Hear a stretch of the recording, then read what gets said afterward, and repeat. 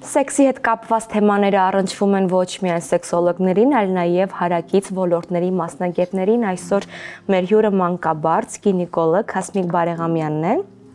Մենք խոսելու ենք այն մասին, թե ինչպիսին է սեռական կյանքը ծննդաբերությունից հետո։ Բարի ուշ երեկո։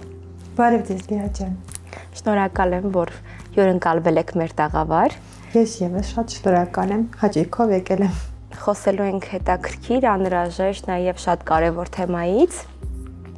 Անգամ ամենաներդաշնակ զույգի սեռական կյանքը կարող է գլխի վայր շրջվել ծննդաբերությունից հետո։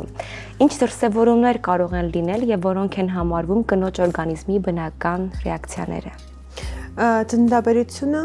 ինքնին փորձություն է կնոջ օրգանիզմի համար։ Դա պայմանավորված է նրանով, որ ամբողջ հղության ընթացքում տեղի ունենում կնոջ օրգանիզմում հորմոնալ վերակառուցում եւ ծննդաբերությունից հետո հորմոնալ վերակառուցումը շարունակվում է այն առումով, որ սկսում են հետ զարգանալ, ինվոլյուցիա ենթարկվել այն բոլոր համակարգերը, որոնք որ մեծացել էին եւ ֆունկցիոնալ առումով կատարում էին կրկնակի անգամ ավելի մեծ դեր, միայն պահպանվում է կաթնագեղձերի ֆունկցիան ամբողջ հետընտանեկան շրջանում, մնացած օրգան համակարգերը ինվոլյուցիա են ենթարկում, այդ թվում արգանդը, փոքր կոնքի օրգանները։ Ծննդաբերությունից հետո սկսվում է հետընտանեկան շրջանը։ Հետընտանեկան շրջանը ժամանակահատված է, որը սկսվում է ընկերքի ծնվելուց հետո եւ պահպանվում ամբողջ 6-ից 8 շաբաթվա ընթացքում։ Տարբերում ենք ծննդաբերությունից հետո առաջի 24 ժամը, այնուհետև վաղ հետընտանեկան շրջան, դա մինչև 7 օրն է եւ ուշ հետընտանեկան շրջան 6-ից 8 շաբաթներ, այս ամբողջ հետընտանեկան շրջանում տեղի ունենում օրգան համակարգերի վերակառուցում կնոջ օրգանիզմում։ Այս պարագայում սեռական կյանքով չենք թույլատրում ապրել։ Ինչու՞, որովհետև այն հատվածը, որտեղ ամրացված է պլացենտան, որը կատարում է կարևորագույն ֆունկցիա զարգացող պտղի համար, այս պլացենտայի դուրս գալուց հետո արգանդում առաջանում է վերքային մակերես, այսինքն պլացենտար հարթակի տեղ առաջանում է վերքային մակերես, որը եթե համեմատական անցկացնենք արգանդի լորձաթաղանթի էպիթելիզացիային, որը ավարտվում է առաջին օրերին, ապա պլացենտար հարթակի էպիթելիզացիան ավարտվում է ավելի ուշ, 6-ից 8 շաբաթվա ընթացքում, հետևաբար այս էպիթելիզացիայի պրոցեսները կարող են խաթարվել, եթե հետընտանեկան շրջանում կինը ապրի սեռական կյանքով, այսինքն վերքային մակերեսը կարող է հանդիսանալ մուտքի դուռ այս կամ այն տեսակի ինֆեկցիաների, մասնավորապես երբ զուգընկերը ունի այս կամ այն սեռական ճանապարհով փոխանցվող ինֆեկցիան, հետևաբար շատ հեշտությամբ կարող է պլացենտար հարթակով ինֆեկցիան անցնել դեպի արգանդի ավելի խորը շերտեր, այնուհետև կնոջ արյան համակարգ եւ դրսեւորվել սեպսիսով, բակտերիալ շոկի զարգացումով։ Դրա համար հետընտանեկան առաջին օրերից սկսած մինչև 6-ից 8 շաբաթականը, այսինքն ամբողջ 40-ը արգելվում է կանոնավոր սեռական հարաբերությունը։ Ես կարծում եմ, որ այս զրույցը որքան կարևոր է կանանց համար, նույնքան կարևոր է նաև տղամարդկանց համար, քանի որ այս գործում նրանք եւս հստակ անելիքներ ունեն։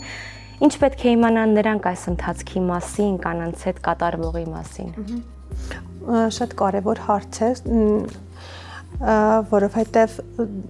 զուգընկերները, ամուսնական զույգը հիմնականում տեղեկատվություն պետք է ստանա մանկաբարձ գինեկոլոգներից այս խնդրի շուրջ, որովհետև իրանք իրազեկ չեն այս ամբողջ հետընտանեկան շրջանում տեղի ունեցող պրոցեսներից եւ շատ կարևոր է նաեւ այն հանգամանքը, որ տղամարդը գիտակցի, որ ծննդաբերությունը կնոջ համար ծանր ֆիզիկական աշխատանք է եւ հետընտանեկան շրջանը անհրաժեշտ է կնոջ եւ ֆիզիկական եւ մտավոր հանգստության համար, որի ընթացքում օրգան համակարգերի ինվոլյուցիայի պրոցեսներ են տեղի ունենում, այսինքն օրգան համակարգերը վերադառնում են իրենց նախնական դիրքին, նախնական չափերին եւ նախնական ֆունկցիային, որը որ նախքան հղիությունն էր, հետեւաբար ամուսնական զույգը իրազեկ լինելով այս խնդրի մասին պետք է զինվի համբերատարությամբ, տղամարդը պետք է հնարավորինս աջակցի կնոջը, որպեսզի սեռական աներդաշնակություններ չառաջանան, այսինքն պահանջարկ, առաջարկ մեխանիզմը այս դեպքում չգործի։ Սա այն դեպքն է, երբ տղամարդը պարտադիր պետք է կնոջ հետ այցելի մասնագետի մոտ։ Կարծում եմ, որ ծննդաբերություն ամբողջ կանանց կոնսուլտացիայի հաճախումների ընթացքում ծննդաբերությունից հետո մենք բարբերաբար խոսում ենք մեր հղիների հետ եղած խնդիրների մասին, իրանք իրազեկ են եւ իրազեկվածությունը խնդրում ենք, որ փոխանցեն նաեւ իրենց ամուսիններին, ինչու՞մն է կարեւոր այս հարցի կարեւորությունը նաեւ նրանում է կայանում, որ ծննդաբերությունից հետո արգանդը, վզիկը եւ հեշտոցը, որը հանդիսանում է ծննդաբերական խողովակ, որով որ ծնվում է պտուղը, ծննդաբերությունից հետո դառնում է մաքսիմում թիրախային, մաքսիմում գերարյունային եւ հետեւաբար ինվոլյուտիվ պրոցեսները ավելի դանդաղ են տեղի ունենում։ Եթե մնացած օրգան համակարգերի ինվոլյուտիվ պրոցեսները կարող են տեղի ունենալ այս կամ այն ռիթմով, ապա այստեղ ինվոլյուտիվ պրոցեսները ավելի դանդաղում են։ Դրա համար պահանջվում է 6-ից 8 շաբաթ։ Սրա կարևորությունը նաեւ նրանում է, որ ծննդաբերությունից հետո շատ կանայք ունենում են պերինեալ շրջանի, այսինքն շեքի հատվածի կարեր, որը նաև կարող է խոչընդոտել սեռական կյանքով ապրելուն, հետևաբար պետք է նաև այս կանանց հետ խոսվի նաև կարերի գրագետ խնամքի մասին, որպեսզի հետագայում խնդիրներ չունենանք, օրինակ կարերի անբավարարություն չլինի եւ հեշտոցում առաջացած փոփոխությունները ավելի հետագայում չտուժեն։ Որոնք են այն առաջնային հակացությունները, որոնց դեպքում արգելվում է սեռական հարաբերությունը, ամենակարևոր առաջնային հակացությունները։ Հետծննդյան շրջանում արգելվում է սեռական հարաբերություն առաջիկա 6-ից 8 շաբաթների ընթացքում, 6 շաբաթ հետո երբ արդեն պլացենտար հարթակի էպիթելիզացիան լիարժեք ավարտվում է, հետևաբար այլևս խնդիր չկա, կարող են ապրել սեռական կյանքով, բայց այստեղ կարևոր է ազնվությունը։ Այն դեպքում, երբ տղամարդը գիտի, որ ունի զուգընկերուհի նկատի ունեմ եւ այս կամ այն հնարավոր վարակների ռիսկը գնահատում է, գիտակցում է, որ կա, պետք է պարտադիր ստուգվի, նոր հետո ապրի սեռական կյանքով։ Այսպիսի դեպք կար, երբ առաջին հիվանդանոց էր ռեանիմացիայի բաժանմունք էր դիմել հետծննդյան 6-րդ օրը մի կին, բերվել էր, այսինքն այդ կինը շտապօգնության մեքենայով, անգիտակից վիճակում, պարզվել էր այն, որ ամուսինը, ով ուներ որոշակի խնդիրներ, տեսել էր, որ կինը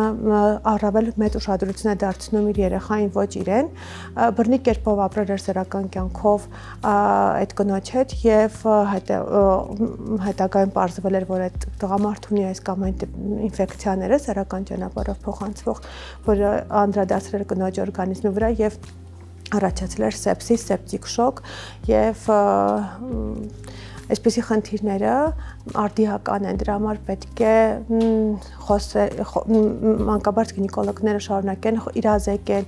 այս խնդրի մասին, որ ուղղակի պետք է ապրել սեռական կյանքով, երբ գիտես, որ ոչ մի սեռական ճանապարհով փոխանցվող ինֆեկցիա չունես, որովհետև թե հղիությունը, թե հետծննդյան շրջանը թիրախային են, ռիսկային են եւ կարող են վնասել այո, առողջությանը, ընտանիքի ներդաշնակությանը եւ արտահայտվեն այս կամ այն տեսակի ինֆեկցիաների հետևանքով առաջացած լուրջ բարդություններով, որ եւ ոչ ոք տեղյակել չի նման խնդրի մասին։ Ուղղակի իրազեկվածություն է պետք եւ հետազոտություններ։ Շնորհակալություն Հասմիկ։ Խնդրեմ։ Դե ինչ այսքանը, իսկ դուք շարունակեք մնալ մեզ հետ։